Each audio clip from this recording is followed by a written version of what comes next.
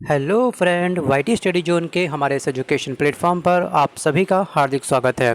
तो आज के इस वीडियो में हम डिस्कस करने वाले हैं इस बुक के दो मोस्ट इम्पॉर्टेंट टॉपिक, जिसका नाम है आदि मानव, और सेकंड जो टॉपिक है इसका नाम है सिंधु घाटी की सभ्यता।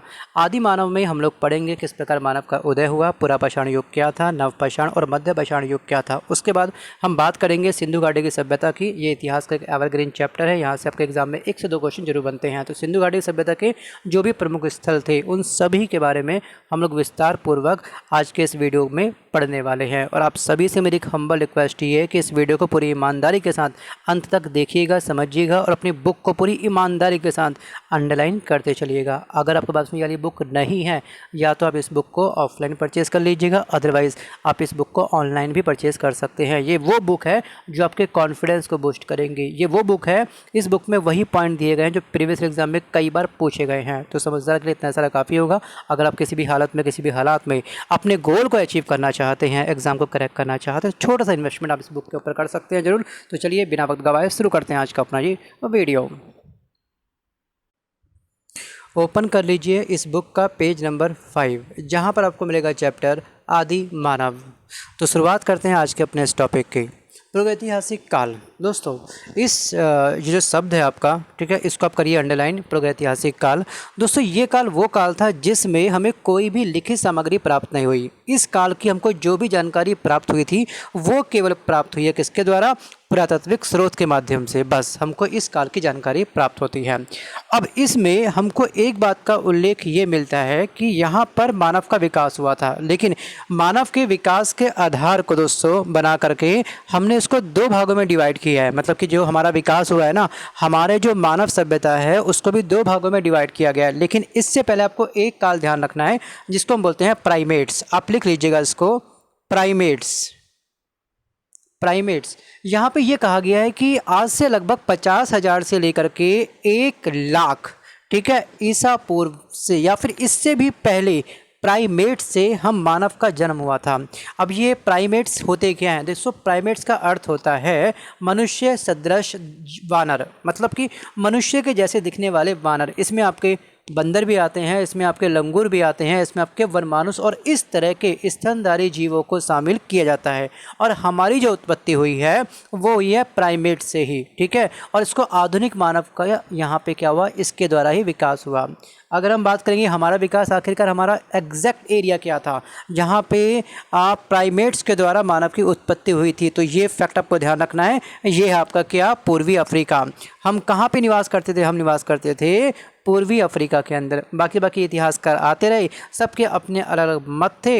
अब हम बढ़ते हैं अगले पॉइंट पर। बस आपको ध्यान रखना है कि वास्तविक रूप से हम जो मानव की उत्पत्ति हुई है वो हुई है प्राइमेट्स के द्वारा। प्राइमेट्स में आप सब कैटेगरी इंक्लूड कर सकते हैं, बंदर, लंगूर, वनमानुष वगैरह वगैरह। डन, समझ गए आप लोग। अब बढ़ते हैं इससे आगे कि जो 2 भागों में बांटा गया है, एक है आपका पाषाण युग मतलब कि पत्थर का काल, और एक है आपका धातु का काल, धातु युग।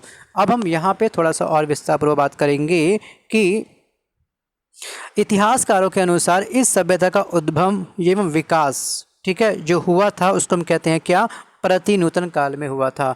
और इस युग को 3 भागों में बांटा गया है। एक है आपका पुरापाषाण, एक है आपका मध्यपाषाण और एक है आपका नवपाषाण। तो हम विस्तार पूर्वक बात करेंगे क्या? पुरापाषाण युग को। पहले हम बात करते हैं पुरापाषाण युग को। इसको हम बोलते हैं पैलियोलिथिक युग।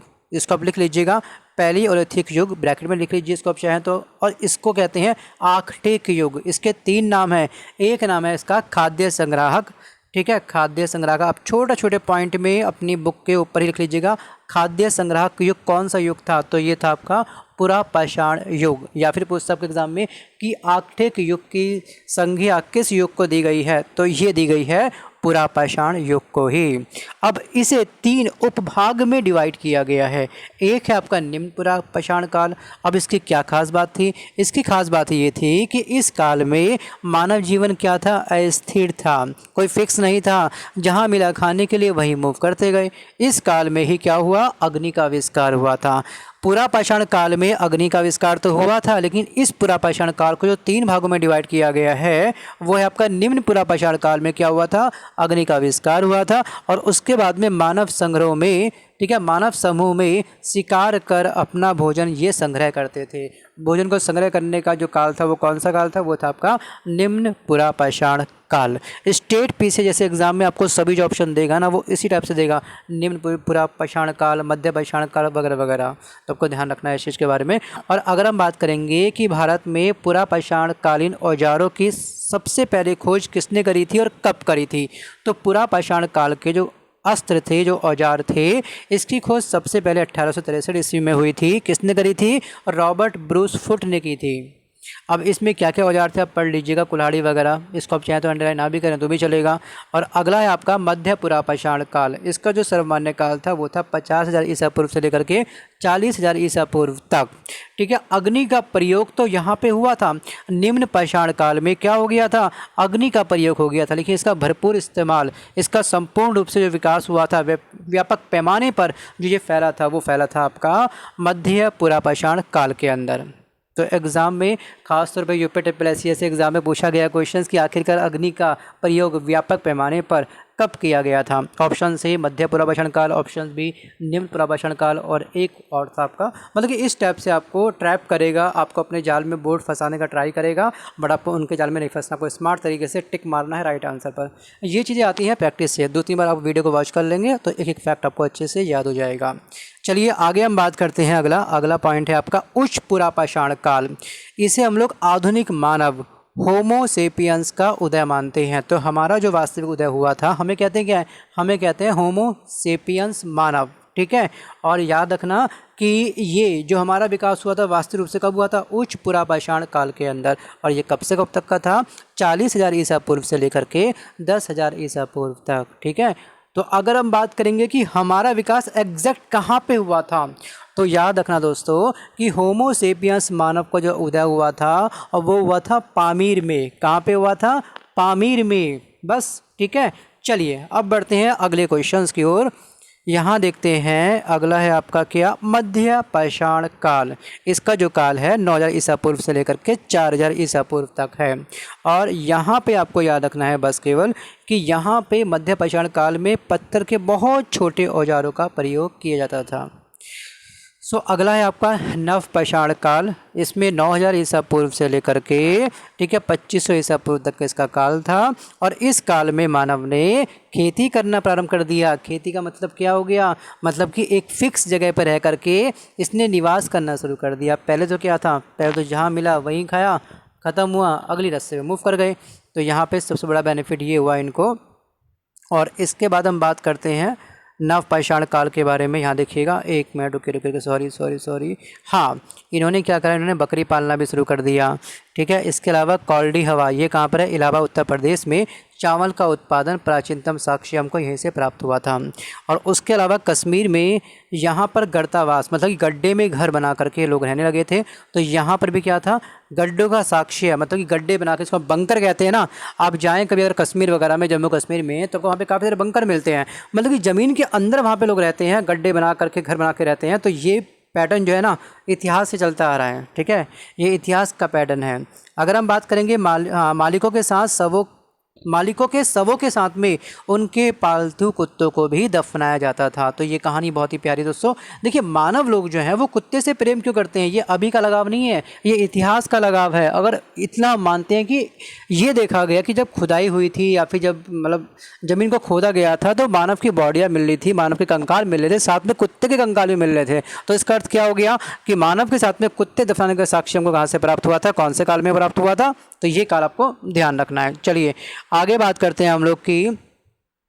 एक जगह है आपकी चिरान, जो है आपका बिहार के अंदर। ठीक है, यहाँ पर भी हड्डियों के औजार प्राप्त हुए थे, विशेषतः हिरण के सींगों से बने उपकरण को प्राप्त हुए थे। चलिए बस अगला पॉइंट आपको हाईलाइट नहीं करने, बस इतना बहुत है। सो फ्रेंड, हमारा पहला तो टॉपिक कवर हो गया है। देखिए 8 मिनट के अंदर हमारा पूरा टॉपिक कवर हुआ। अब हम कवर करते हैं सिंधु घाटी की सभ्यता। ध्यान से पढ़ेंगे इस सभ्यता को। अगला चैप्टर है सिंधु घाटी की सभ्यता। दोस्तों, यहाँ पर आपको ध्यान रखना है कि हमारा जो विश्व इतिहास है, तो विश्व इतिहास के अंदर जो हमारी सभ्यताएं हैं, जो प्रमुख सभ्यताएं हैं वो हैं 4। ठीक है। सबसे पुरानी जो सभ्यता है उसका नाम है मेसोपोटामिया की सभ्यता। आप लिख लीजिएगा बुक के साइड में, मेसोपोटामिया की सभ्यता क्या है, सबसे प्राचीनतम सभ्यता है। लेकिन अगर हम बात करेंगे नगरीय सभ्यता, तो जो तरीके से बनी जो सभ्यता है वो है आपकी सिंधु घाटी की सभ्यता, जिसका क्रम जो है वो है आपका तीसरा क्रम। ठीक है, तीसरा क्रम। हम केवल इस टॉपिक पर डिस्कस करेंगे सिंधु घाटी की सभ्यता क्या है। देखिए, सिंधु घाटी की सभ्यता को हड़प्पा संस्कृति भी कहा जाता है। हड़प्पा संस्कृति हम इसे क्यों बोलते हैं, क्योंकि जो इसकी जानकारी सबसे पहले हमको 1921 में, कब, 1921 में पाकिस्तान में अवस्थित हड़प्पा नामक आधुनिक स्थल से प्राप्त हुई थी, और इसी के नाम पर इसको रखा गया क्या, हड़प्पा सभ्यता या फिर सिंधु घाटी की सभ्यता।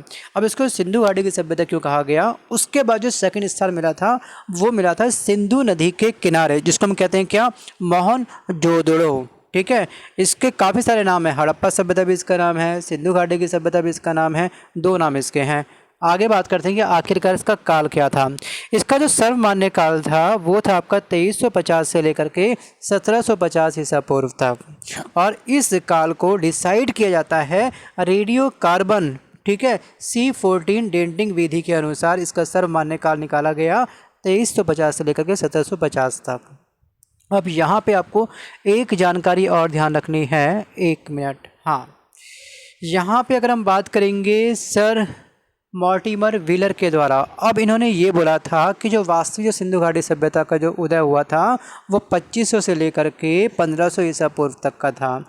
वहीं पर जो कहा वो कहा था जॉन मार्शल ने, सर जॉन मार्शल ने ये कहा था कि इसका सर्वमान्य काल है 2350 से लेकर के 2750 के मध्य है। बट आपको केवल याद रखना है किसका, आपको रखना है याद इनका, DP अग्रवाल जी का। इन्होंने क्या कहा था, 2350 से लेकर के 1750, और यहाँ पर भी आपको सेम डेट दी गई है, तो आप इसको करिए अंडरलाइन।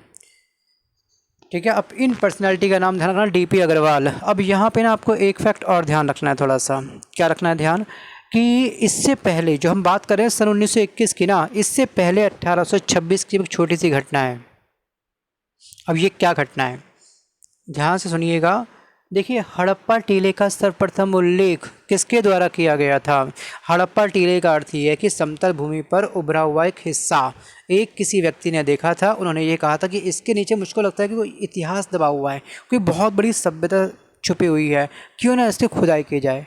अब उन्होंने ये जो बात करी थी, ये बात करी थी 1826 में, और ये बात बहुत ही लंबे समय तक दब गई। कहाँ 1826, कहाँ 1921।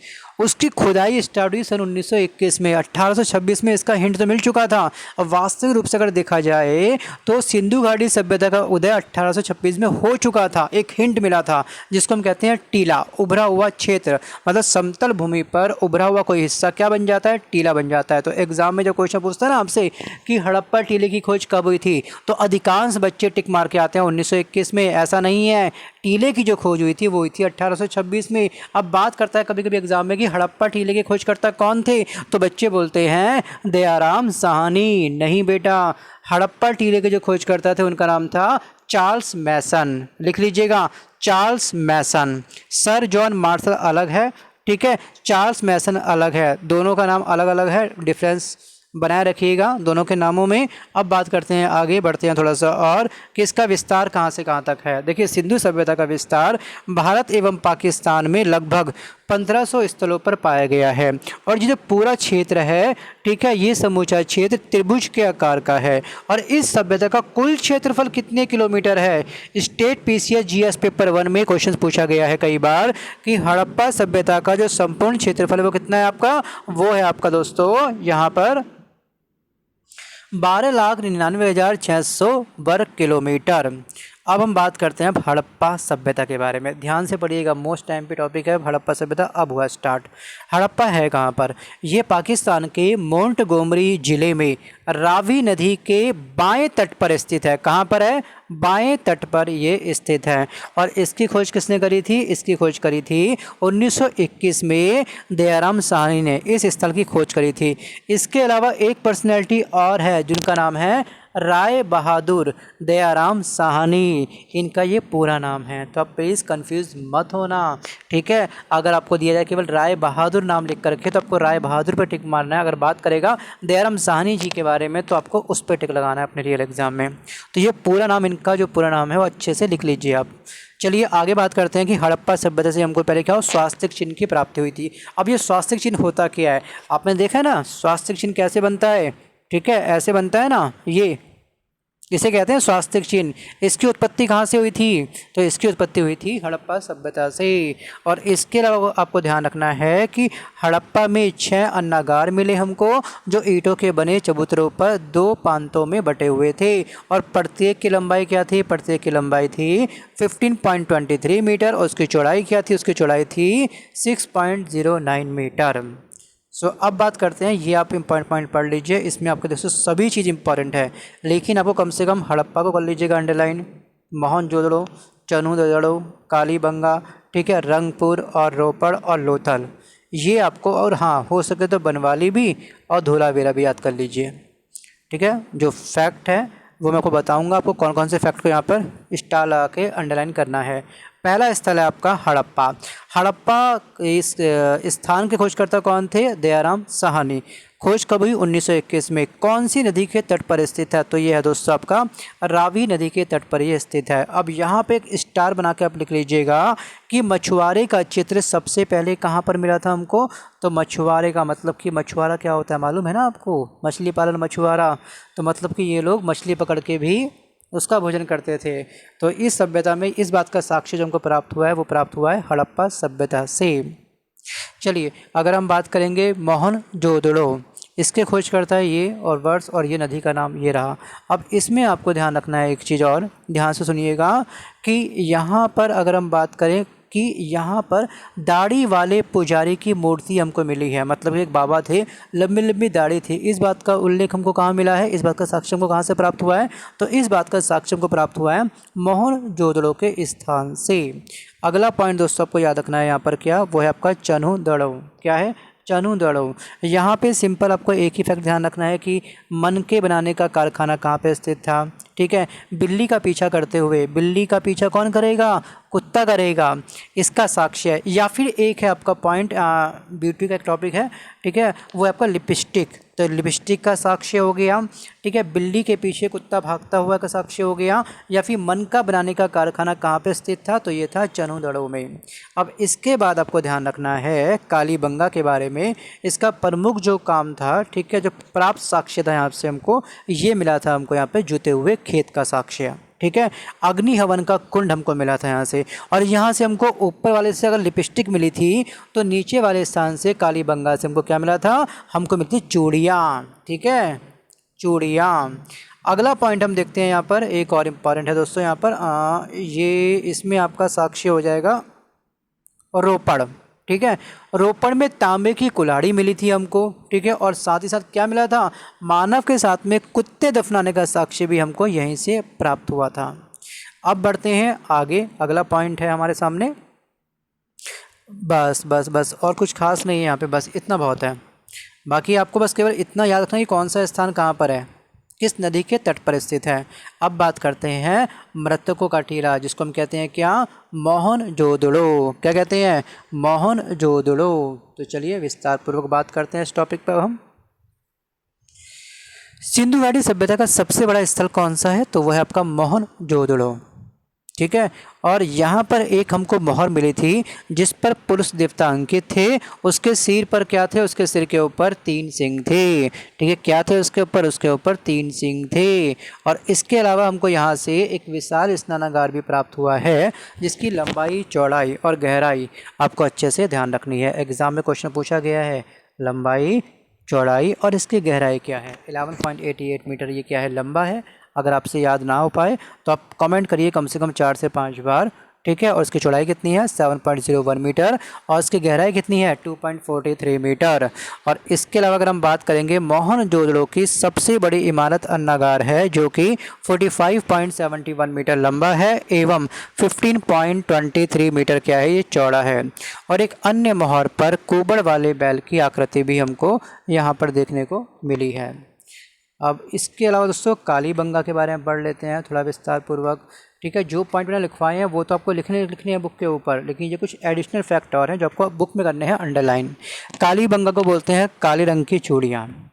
कालीबंगा का वास्तविक अर्थ क्या होता है? इसका वास्तविक अर्थ होता है काले रंग की चूड़ियाँ। कालीबंगा से हमको क्या मिले थे? जुते हुए खेत, अभी जस्ट मैंने आपको लिखवाया था वहाँ पर। उसके अलावा युगल समाधान कहाँ से मिला हमको? कालीबंगा से मिला है। और जो हम घर में पल्ले वाले दरवाजे यूज़ करते हैं, इसका साक्ष्य कहाँ से प्राप्त हुआ था हमको?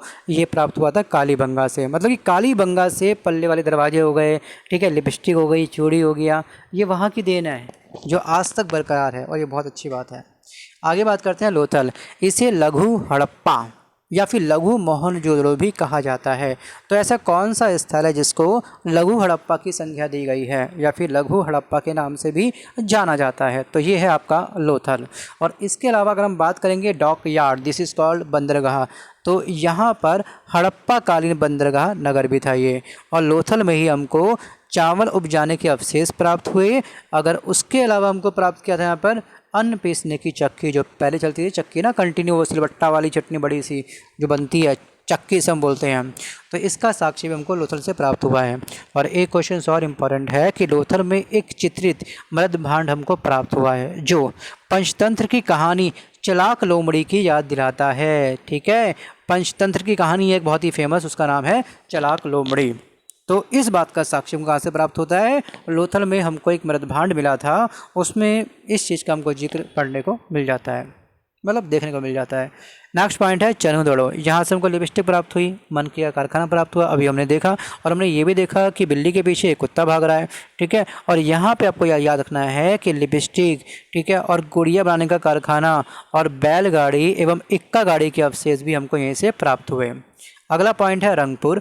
रंगपुर में केवल आपको धान की भूसी के बारे में ध्यान रखना है कि धान की भूसी का साक्ष्य कहाँ से प्राप्त हुआ था? तो ये प्राप्त हुआ है हमको रंगपुर से। ठीक है, कहाँ से प्राप्त हुआ है? रंगपुर से। नेक्स्ट पॉइंट है आपका धोलावीरा। धोलावीरा दोस्तों गुजरात के कच्छ के रण में एक द्वीप है जिसका नाम है आपका कादिर। कादिर द्वीप के अंदर कौन सा स्थान स्थित है? तो ये आपका धोलावीरा।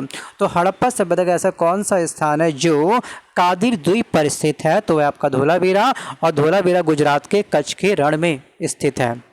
ठीक है, या फिर स्थापित हम कह सकते हैं। तो इसी तरह से ना स्टेटमेंट आपकी चेंज करता है आपके रियल एग्जाम में और आपको बस गुमराह करने का प्रयास करता है। जिसका रिवीजन कम होता है, कॉन्फिडेंस कम होता है एग्जाम में बैठने का, तो वो उसके ट्रैप में फंस जाता है बोर्ड के। बट आप ऐसी गलती बिल्कुल मत करिएगा। पॉज करिए, अपने मन में टॉपिक को दोहराइए, थोड़ा सा लाइन को पढ़िए, कैसे क्वेश्चन बन सकते हैं। अगर ये आपने स्किल सीख ली तो चुटकी में आपका एग्ज़ाम क्रैक हो जाएगा। ठीक है, तो चलिए अब बढ़ते हैं हम लोग अगले पॉइंट पर। अगला पॉइंट हमारे सामने है, यहाँ पर क्या है क्या है क्या है देखते हैं भाई। हाँ, धोला। धोला का अर्थ क्या होता है? ठीक है, कालीबंगा का अर्थ क्या था? काले रंग की चूड़ियाँ। ठीक है, और धोला का अर्थ क्या होता है? धोला का अर्थ होता है सफ़ेद और वीरा का अर्थ होता है कुआं, सफ़ेद कुआं। इसका क्या है? वास्तविक अर्थ है। सिंधु घाटी सभ्यता के कुछ तथ्य हमको प्राप्त हुए हैं, जैसे सैंधव सभ्यता में लोगों को लोहे का ज्ञान नहीं था। क्या था? इनको लोहे का ज्ञान नहीं था।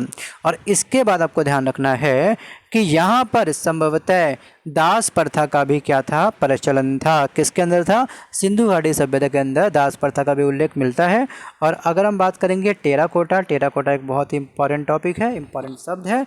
और आग में पकी हुई जो मिट्टी होती थी उसे हम किस नाम से पुकारते हैं? तो उसको हम बोलते हैं टेराकोटा। क्या कहते हैं? टेराकोटा।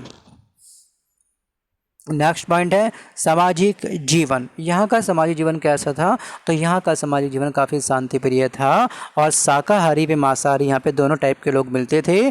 पुरुष एवं महिला दोनों ही आभूषण पहना करते थे। ठीक है, आज के टाइम पे पुरुष आभूषण नहीं पहनते हैं, लेकिन पहले के टाइम पे पुरुष भी आभूषण पहना करते थे। अगर हम बात करेंगे धार्मिक जीवन के बारे में तो दोस्तों मोहनजोदड़ो से प्राप्त पशुपति शिव की मोहर विशेष रूप से काफ़ी प्रसिद्ध थी। और एक मूर्तिका में स्त्री के गर्भ से निकलता हुआ पौधा भी दिखाया गया। अब इसका अर्थ क्या है? इसका अर्थ ये है कि धरती को उर्वरता की देवी भी माना जाता है।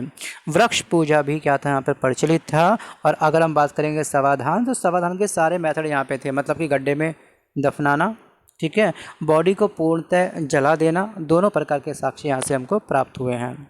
सो अगर हम बात करेंगे राजनीतिक जीवन यहाँ का कैसा था, तो यहाँ पे सिंपल आप ध्यान रखिएगा, राजनीतिक जीवन में क्या था, यहाँ पर सिंपल लोग मंदिर मंदिर में ज़्यादा बिलीव नहीं करते थे। ठीक है, हड़प्पा लोगों का ध्यान विजय की ओर उतना नहीं था जितना कि वाणिज्य की ओर था। और दोस्तों आपको याद होना चाहिए कि आखिरकार जो हड़प्पा सभ्यता था ना, यहाँ से इतनी स्टैंप मिली है हमको, इतनी मोहरें मिली है, मतलब कि मोहरे का मतलब क्या है, ट्रेडिंग बहुत तगड़ी होती थी यहाँ पर। तो इनका पूरा ध्यान था वाणिज्य की ओर, क्या, वाणिज्य की ओर। आर्थिक जीवन कैसा था, तो यहाँ का दोस्तों आर्थिक जीवन, यहाँ का पशुपालन भी था, कृषि भी था और उद्योग भी यहाँ का प्रमुख व्यवसाय था। सबसे पहले कपास पैदा करने का श्रेय सिंधु घाटी सभ्यता के लोगों को ही जाता है। देखिए कपास कहाँ पे होता है, कपास आपका कौन सी मिट्टी में होता है, कपास आपका काली मिट्टी में होता है। तो मृदा अनुसंधान संस्थान के द्वारा भारत की मिट्टी को कितने टाइप में बांटा गया है, या फिर भारत के क्षेत्रफल पर कितने टाइप की मिट्टी पाई जाती है, तो यहाँ पर आप बुलेट पॉइंट बना लीजिएगा, हल्का सा लिखिएगा, 8 प्रकार की मिट्टी भारत में पाई जाती है। छोटे छोटे पॉइंट में लिखते रहिए। नेक्स्ट पॉइंट है व्यापार के बारे में, तो चनु दड़ो वे लोथल से गुड़िया वे मन का बनाने का साक्ष्य हमको मिला है। व्यापार वस्तु, यहाँ का व्यापार कैसे था, स्टार्टिंग में दोस्तों व्यापार जो था वो था आपका वस्तु विनिमय प्रणाली पर आधारित। मतलब कि जैसे कि आपका गाँव है, आपके गाँव में अगर मान के चलते हैं आपके गाँव में कुछ मिर्ची अधिक होती है, और मेरे गाँव में उत्तराखंड में मैं मानता हूँ कि हल्दी बहुत होती है, क्योंकि बंदर आते हैं वहाँ पर, तो आप पे क्या करते हैं कि लोग अधिकांश वहाँ पे हल्दी की खेती करते हैं, क्योंकि बंदर हल्दी नहीं खाते, हल्दी कड़वी होती है इसलिए। तो आपने मुझको मिर्ची दे दी, मैंने आपको हल्दी दे दी, हमारी दोनों की सब्जी तैयार हो गई। ठीक है, छोकने में काम आएगा। तो इसको बोलते हैं वस्तु विनिमय। ठीक है, डन, समझ गया क्या होता है वस्तु विनिमय का अर्थ। मतलब कि आपके पास जो अधिक उर्वरता है वो आप मुझको दोगे, 1 मुट्ठी या फिर 2 मुट्ठी या फिर 1 क्विंटल 2 क्विंटल 1 किलो 5 किलो जो देना दोगे। तो ये होता है वस्तु का आदान प्रदान करना, एक दूसरे का सहारा बन जाना। चलिए आगे बात करते हैं। सिंधु वासियों का विदेशी व्यापार कहाँ से कहाँ तक होता था, तो इराक में था, ईरान में था, बहरीन में था और मिस्र से होता था यहाँ का व्यापार। अब बात करते हैं सिंधु सभ्यता से जो आयात की जाने वाली जो धातुएं थी, कौन सी चीज़ का इंपोर्ट किस स्थान से होता था। अगर हम बात करेंगे सोने के बारे में, सोने को बोलते हैं गोल्ड, गोल्ड को बोलते हैं AU, और इसका परमाणु संख्या क्या है, जल्दी से कमेंट करिएगा, सोने की परमाणु संख्या क्या होती है। मेरे जितने ओल्ड स्टूडेंट है फटाफट आंसर भेजो भाई, सोने की परमाणु संख्या क्या होती है, 79। वेरी गुड, आई थिंक आपने भेज दिया होगा। वैसे ये हम टॉपिक आगे साइंस में कवर करेंगे। ठीक है, जब पूछा जाएगा तत्व संख्या और परमाणु संख्या, जब चैप्टर आएगा तो हम कवर करेंगे, अभी फिलहाल आपको नहीं मालूम है तो भी चलेगा। अगर हम बात करेंगे तांबा, तांबा हम कहाँ से करते थे इम्पोर्ट, सिंधु घाटी सभ्यता के लोग जितने भी होते थे, तो वहाँ के लोग जो करते थे इम्पोर्ट वो करते थे खेतड़ी, ये कहाँ पर है, राजस्थान में। अगर बात करेंगे संगमरमर, ये धातु कहाँ से इंपोर्ट करते थे सिंधु घाटी सभ्यता के लोग जब थे, तो वो करते थे राजस्थान से। कहाँ से करते थे, राजस्थान से। अब आपको बताना है दोस्तों, यहाँ पे देखिए मोहरे तथा बाट, इसमें केवल आपको ध्यान रखना है कि जितने भी मोहरे थी वो थी 16 की मल्टीपल, मतलब कि 16, 64, 160, 332, 640, इस आवर्त में, इस फॉर्मेट में यहाँ पर हमको बाट देखने को मिले। और अब तक जितनी भी खुदाई हुई है वहाँ से कम 2000 मोहरे हमको प्राप्त हुई हैं।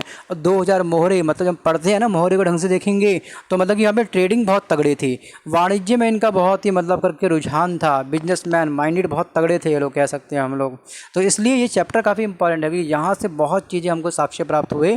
और आप कोई सा भी एग्ज़ाम उठा के देख लो, प्रीवियस ईयर पेपर कोई सा भी, किसी भी एग्ज़ाम को उठा के देख लो, किसी भी स्टेट का देख लो, सिंधु घाटी सभ्यता से आपका एक क्वेश्चन जरूर बनता है। ठीक है, तो इसलिए ये चैप्टर काफ़ी इंपॉर्टेंट है। चलिए आगे बात करते हैं हड़प्पाई लिपि के बारे में।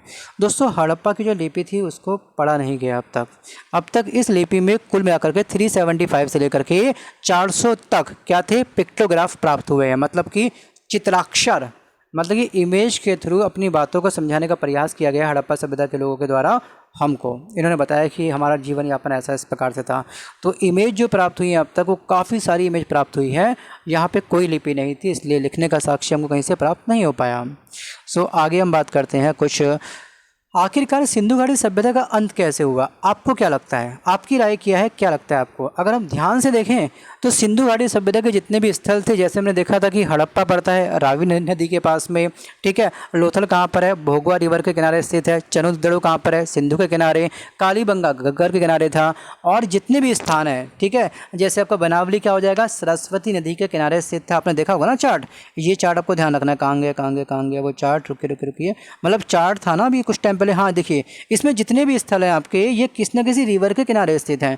तो हम ये भी तो कह सकते हैं कि इन सभी का पानी का लेवल हाई हो गया, कोई बारिश तूफान आया होगा, उसके बाद में ये सभी सभ्यता क्या हो गई, पानी ओवरफ्लो हो गया, इस स्थान को क्या करा इसने, डुबो दिया, बर्बाद कर दिया, ये भी तो हो सकता है। अब कोई कहता है कि यहाँ पे भूकंप आया था। जितने इतिहासकार उतनी बातें, किस पे सच माने किसको माने झूठ, कुछ नहीं कहा जा सकता। तो आपको ध्यान रखनी है ये सब बातें, खासतौर पे भूकंप पतन का कारण सिंधु घाटी सभ्यता का भूकंप था। इस बात का उल्लेख किस विद्वान ने किया था, उनका नाम क्या है, उनका नाम है डेल्स। उसके बाद बाण, देखिए ये वाला पॉइंट जो है इसमें दम है वास्तव में, कि सिंधु घाटी सभ्यता का जो अंत हुआ था वो बाण के द्वारा हुआ था, बाण के माध्यम से हुआ था। इस बात का जो उल्लेख किया है उन विद्वान का नाम क्या है, उनका नाम है मैके, राव और मार्शल, 3 व्यक्ति हैं ये। सो आगे हम बात करेंगे, यहाँ पे थोड़ा सा एक पॉइंट और है कि सिंधु घाटी सभ्यता की विशिष्ट तथ्यों में आपको ध्यान रखना है रंगपुर के बारे में। रंगपुर में बाजरे की खेती का प्रमाण मिलता है। रंगपुर से हमको ज्वार, बाजरा, यहाँ पे बाजरा लिख देंगे या फिर ज्वार भी आप लिख दीजिएगा साथ में, ठीक है। ज्वार बाजरे का साक्ष्य हमको कहाँ से प्राप्त होता है, रंगपुर से प्राप्त होता है, बस। और दोस्तों यहाँ पे अगला जो हमारा चैप्टर होगा उसका नाम है वैदिक काल। इस टॉपिक को हम कवर करेंगे अपने नेक्स्ट वीडियो में। सो आज के इस वीडियो में बस कर इतना ही। अगर वीडियो पसंद आया हो तो लाइक करिएगा, वरना आप इस वीडियो को जम के डिसलाइक मार सकते हैं, कोई दिक्कत नहीं हमको। लेकिन एक बार सुनने से, देखने से, समझने से ये बात आपको याद नहीं रहने वाली, बहुत जल्दी आप भूल भी सकते हैं। तो इसलिए इस वीडियो को एक बार और प्ले करिएगा, अपनी बुक को अंडरलाइन जरूर करिए। अगर आपके पास में बुक नहीं है, शायद ये बुक 200 या फिर 210 रुपये की है ऑनलाइन, लिंक डिस्क्रिप्शन बॉक्स में दिया है। 200 रुपये का इन्वेस्टमेंट कोई बड़ा इन्वेस्टमेंट नहीं है, पहली जॉब लगती है, पहली सैलरी आती है, आपका ये पैसा आराम से वसूल हो जाएगा, ठीक है। धन्यवाद, मिलता हूँ जल्दी एक नए वीडियो के साथ। Wish you all the best.